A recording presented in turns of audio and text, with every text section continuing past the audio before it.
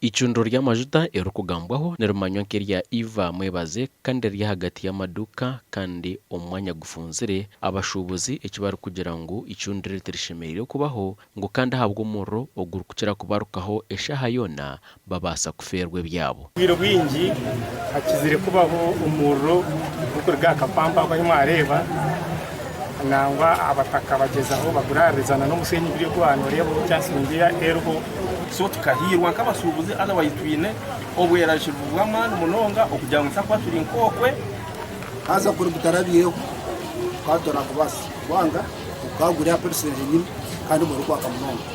Abantu bagira ngo bahandikire amabaruha barukwandikira abebembezi kubahwera ngo bitu byaguma birye byabosha. Bani shabangu abicuru kwata babase kutukwija barebe ubwo mwanya gushemera yo petrol station kubararebe gushemerireho barebe kuki barakora paka wirona na wiki gisatu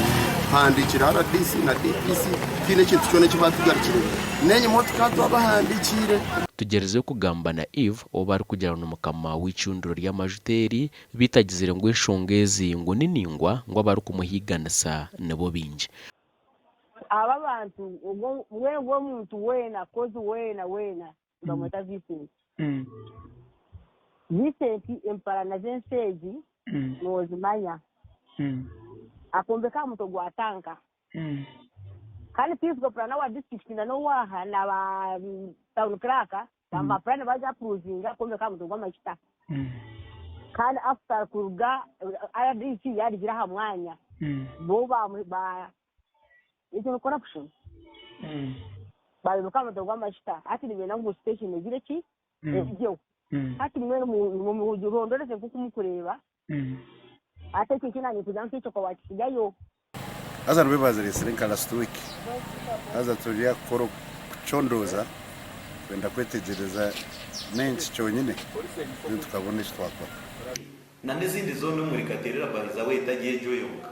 aho ziri zishemerire kuba nizibaho ishemeye kuba nebaho icyo nicyo kubanza. Ikinde cya kabiri iyo taboneka so kwa pruvinga plan ahiguru ya tankisi z'amajuta iyo ejonje ryayiguru ya tanka ishemerire kuba nebaho. Gashakwa Onesimus Ndianabo omuri Rubirizi.